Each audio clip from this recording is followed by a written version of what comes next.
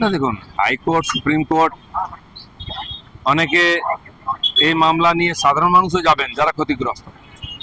আর NIA এসছে, তদন্ত করছে। এই সরকার তো কথা মানবে না, তারা তথ্য সমস্ত কিছু দেবে কোর্টে, তাহলে সত্য সামনে আসবে, দোষীরা সাজা পাবে। তাহলে তো কিছুই হবে না, এরা কেটে দেবে সব।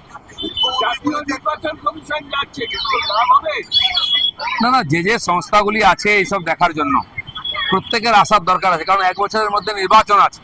কি পরিস্থিতিতে নির্বাচন হবে, সম্ভব কিনা, ওইখানে কি পরিস্থিতি আছে, সত্যি সত্যি বাংলাদেশিরা ঢুকে পড়েছে কিনা। 62 লক্ষ রেশন কার্ড ক্যান্সেল হয়েছে পশ্চিমবাংলায়, তারা কারা? ভোটার লিস্টেও তাদের নাম আছে। ভোটার কার্ড বান্ডিল বান্ডিল রাস্তায় পড়ে আছে, বস্তা বস্তা দেখতে পাওয়া যাচ্ছে।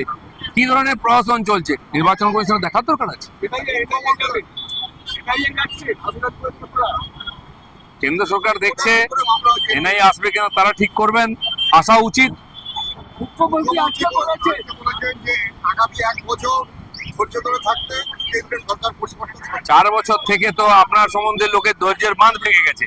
আরো 1 বছর আপনি কি চাইছেন? আপনি 1 বছর থাকবেন কি? মানুষ যাবে কোথায়, থাকতেই হবে। আর কেন্দ্র অনেক দূর, আপনাকে কেন্দ্র দেখতে হবে না, আপনার পার্টি আর সরকার সামলান। সে তো উনি 370 ধারা সম্বন্ধে বলেছিলেন, কোর্টেও গিয়েছিলেন, 2 কালে থাপ্পড় খেয়েছেন। তিনি বলেছিলেন ডিমনিটাইজেশন রোল ব্যাক করাবেন, হয়ে গেছে। তিনি বলেছেন 3 তালাক ফিরিয়ে আনবেন, হয়ে গেছে। বাবরি মসজিদ ফিরিয়ে আনবেন, হয়ে গেছেন। উনি ফিরে আসবেন কি, এই প্রশ্ন এখন।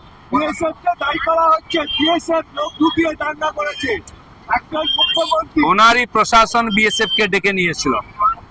দ্বিতীয় দিন শুভেন্দু অধিকারী কোর্টে গিয়ে বিএসএফ এনেছেন, কিন্তু 11 তারিখে বিএসএফ নেমেছিল, না হলে বাকি হিন্দুরা মারা যেত, ঘরছাড়া হয়ে যেত।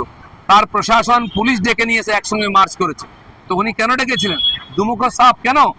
উনি যেখানেই চাই ইউনিয়নে চলে যান না, কি হবে? 1 বছর পর তো বিদায় হতে হবে।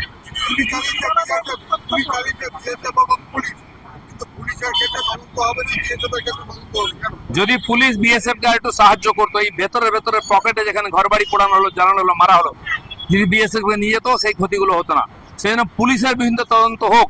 মমতা ব্যানার্জির আদেশে পুলিশ এরকম করেছে, নাকি লোকাল অফিসাররা সাবোটেজ করেছে?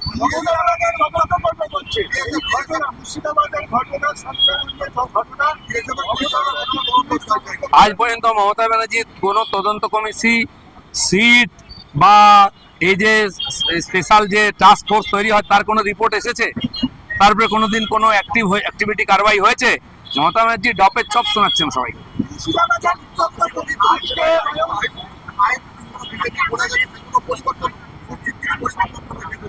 তার আগেই সরকার পরিবর্তন হয়ে যাবে পশ্চিমবাংলায়।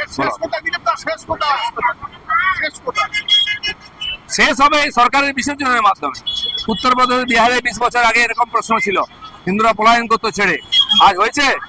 আজ যদি এখানে যোগীর মতো বিজেপি সরকার থাকতো, উনি বলছেন আমার এমএলএদের বাড়ি ভেঙে দিয়েছে, তো আপনার সরকার কি গাঁজা খাচ্ছে? এতদিনে বুলডোজার নেমে যেত। আপনার সরকার আছে বলে এমএলএও মার খায়, গুলি খায়, জেলা পরিষদ কাউন্সিলর সমিতি গুলি খায়, কারা করছে? মমতা ব্যানার্জি এই যে দুঃশাসনের রাজত্ব করছেন, এটা বিসর্জন হবে আগামী বছর। রাজ্যপালের কাজ হচ্ছে দেখে রিপোর্ট দেওয়া, সেটা উনি করবেন। রাজ্যপাল কোনো কাজ, উনি নিষ্ক্রিয়ই থাকেন। রাজ্যপালের কাজই নিষ্ক্রিয় থাকা, সংবিধান দেখা, আর এখানকার রিপোর্ট পাঠানো, সেটা উনি করছেন।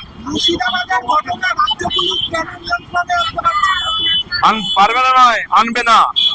সারা পশ্চিমবাংলায় আগুন জ্বলছে, পুলিশ দাঁড়িয়ে দাঁড়িয়ে দেখছে, তাই বিএসএফ কে আসতে হচ্ছে, কারণ মমতা ব্যানার্জি চান না এখানে শান্তি হোক। ধন্যবাদ।